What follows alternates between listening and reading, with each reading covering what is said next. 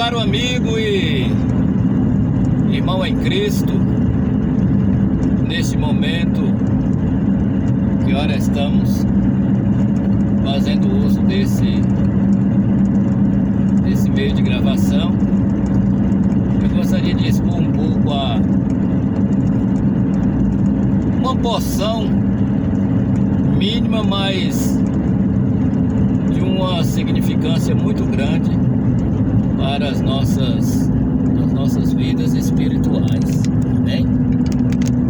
Eu gostaria de meditar em Apocalipse, no capítulo de número 1 e o versículo de número 19. Antes de fazer a exposição verbal desse versículo, meus amigos e irmãos,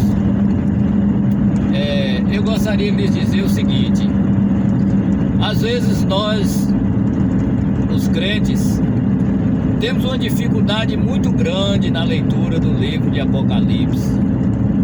Fato é que, dadas nossas condições, até pelo tempo, não é? E por muitas vezes nós não dispomos daquele tempo que alguns cristãos tiveram em ter uma formação teológica, em fazer um curso, em procurar estudar a palavra de Deus, não é? E ter um conhecimento assim mais amplo do que diz as Escrituras, sobretudo no livro de Apocalipse. Eu quero vos dizer o seguinte: no capítulo de número 1, o versículo de número 19 está escrito.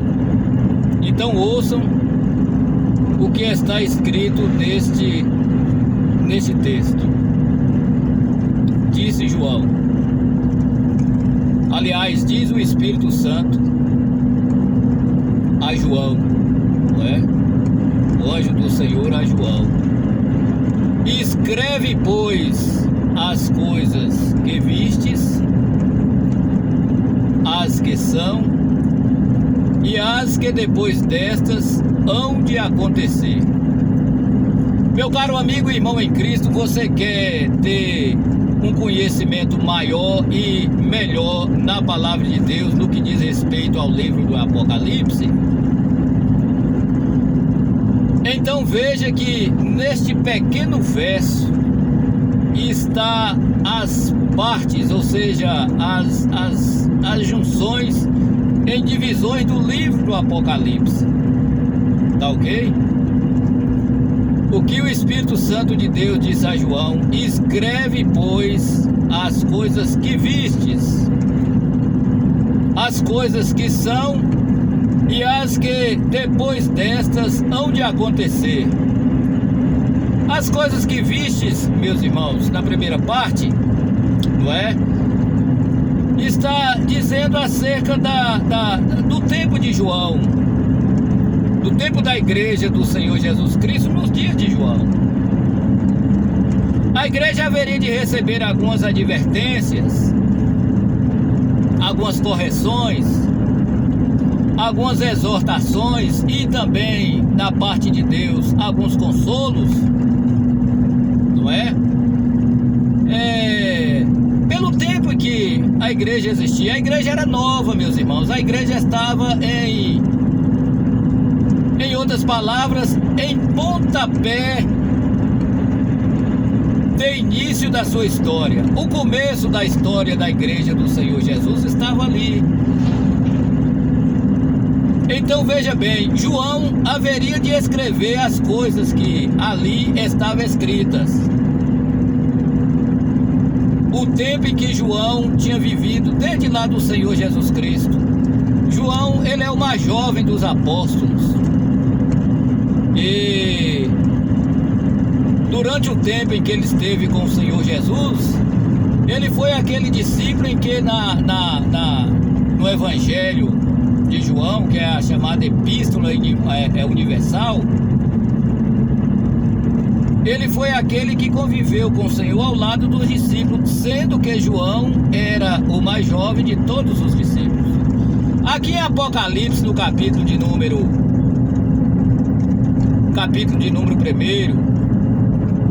e o versículo 19, capítulo 1 de Apocalipse, João já contava com cerca dos seus 90 a 95 anos de idade.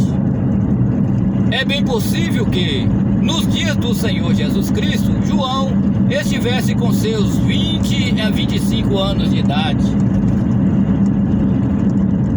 E a longevidade deste moço, ou seja, João, foi prescrito pelo Senhor Jesus. Quando Jesus disse para ele que, enquanto ele estava em condições, em forças, ele ia para onde queria, mas chegaria o tempo em que outros tomaria conta de sua vida e ele não poderia fazer mais o que ele queria fazer. Aí nós entendemos que Jesus estava dizendo que João haveria de morrer bem depois dos seus amigos, dos seus colegas de apostolado ali ao lado do Senhor Jesus. As coisas que viste são essas, as coisas que está lá no capítulo 1, capítulo 2 e até o capítulo 3. Foram as coisas dos dias de João. As coisas que são, eram aquelas coisas que depois de João haveria de acontecer ali bem próximo. Tá entendendo? Então isso começa a partir do capítulo 5 de João. E aí vai parte da história da humanidade, meus amigos, porquanto o livro de João também, o livro de Apocalipse, ele se interpreta também com a leitura de Daniel. Daniel capítulo 2, Daniel capítulo 7, capítulo 9, capítulo 11 e capítulo 13, não é? Ou seja, acerca das coisas futuras,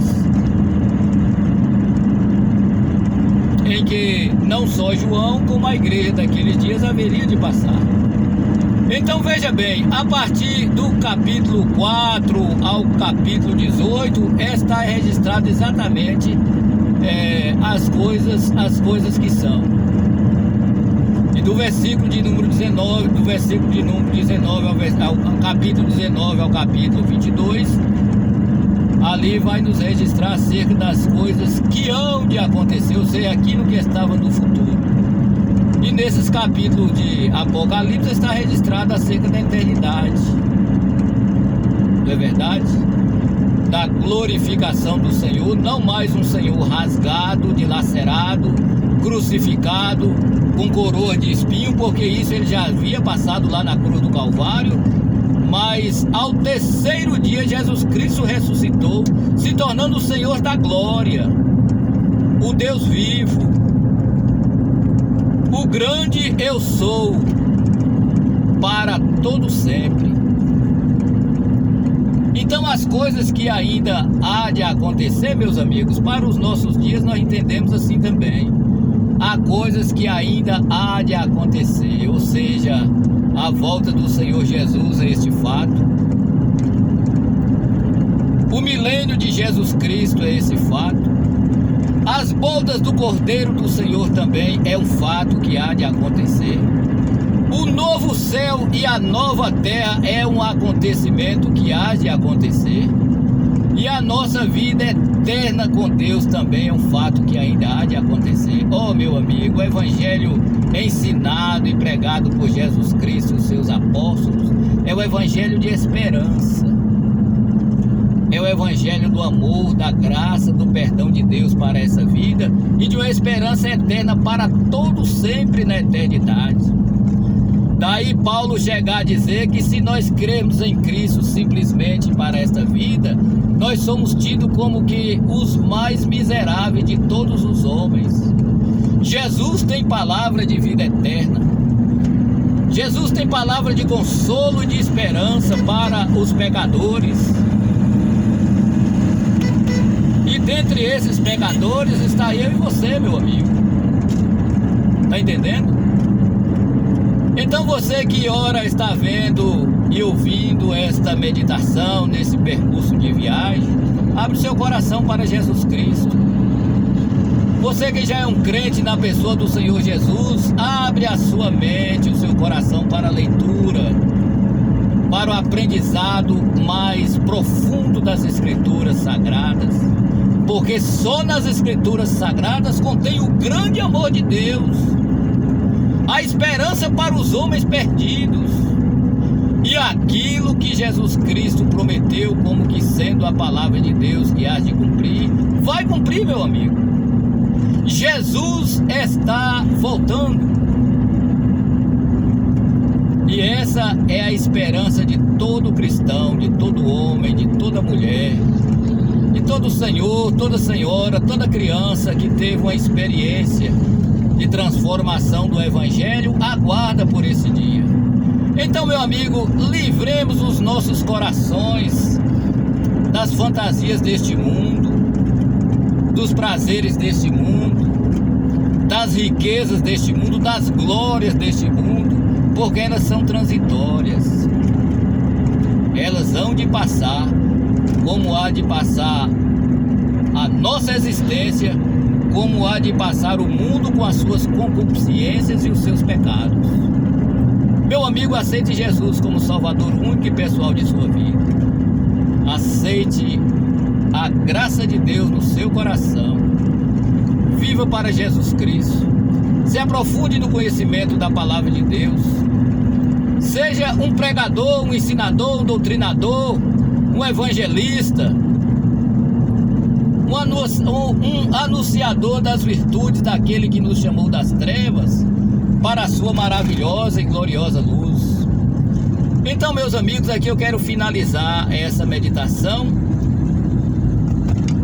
dizendo a você e àqueles que essa gravação chegou ao seu alcance, que o amor de Deus é algo que constrange os nossos corações, a nossa vida, não é verdade? Ao ponto de termos interesse com que os pecadores, os nossos amigos, nossos familiares, os pais que têm filhos descrentes, os filhos que têm pais descrentes, filhos, maridos e mulheres desviados do Evangelho, da graça de Deus. Volte para Jesus, meu amigo.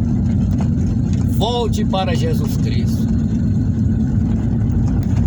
O quão rápido isso será para a sua felicidade, a sua alegria. E que Deus, pois, te abençoe, que a palavra de Deus possa aumentar em graça e conforto o seu coração. Amém? Que Deus nos abençoe e nos ajude.